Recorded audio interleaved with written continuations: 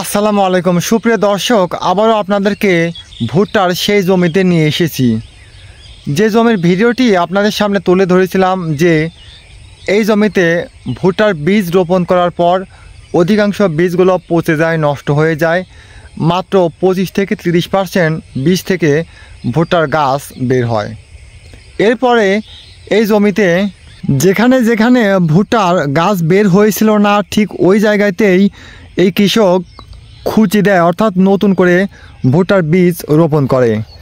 এরপর এখন কি অবস্থা সেটাই আমি আপনাদের সামনে তুলে ধরতে যাচ্ছি। লক্ষ্য করুন, এই যে বড় যে গাছটা দেখতে পাচ্ছেন, এটা কিন্তু প্রথমে যে বীজ রোপণ করা হয়েছিল সেই বীজের গাছ। এরপরে যে বড় যে গাছগুলো আপনারা দেখতে পাচ্ছেন, এই বড় গাছগুলো দেখতে পাচ্ছেন, এই গাছগুলো কিন্তু প্রথমকার গাছ।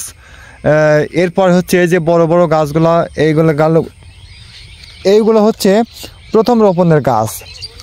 এবং পরে যে খুঁচি দেওয়া হয়, সেই খুঁচি দেওয়া গাছগুলো হচ্ছে এই ছোট ছোট গাছ। আপনারা যদি ভালোভাবে লক্ষ্য করেন যে এই যে ছোট ছোট যে গাছগুলো দেখতে পাচ্ছেন, এই গাছগুলো পরবর্তীতে খুঁচি দেওয়া হয়েছিল। আর এই যে বড় গাছ, এটা কিন্তু প্রথমে যে বীজ রোপণ করা হয়েছিল সেই বীজ থেকে হওয়া গাছ। আপনারা বোধহয় বিষয়টা বুঝতে পেরেছেন যে এই গাছগুলো একদমই নিচে পড়ে গেছে, ছোট এবং চিকন হয়ে আছে। এই গাছগুলো থেকে ভুট্টার ফলন আশা করা অকল্পনীয়। অর্থাৎ এই গাছগুলো থেকে ভুট্টা পাওয়া যাবে না, এই গাছগুলো থেকে ভুট্টা ধরবে না। আর এই যে আগে রোপণকৃত যে গাছগুলো, এই গাছগুলো থেকে কিন্তু ইতিমধ্যেই ভুট্টার যে ছড়া, ভুট্টার যে মোচা, সেটা কিন্তু এই যে বের হচ্ছে। আপনারা যদি খেয়াল করে দেখেন, এই জায়গায় কিন্তু ভুট্টার মোচা এসেছে এবং এই যে মাথা দেখা যাচ্ছে।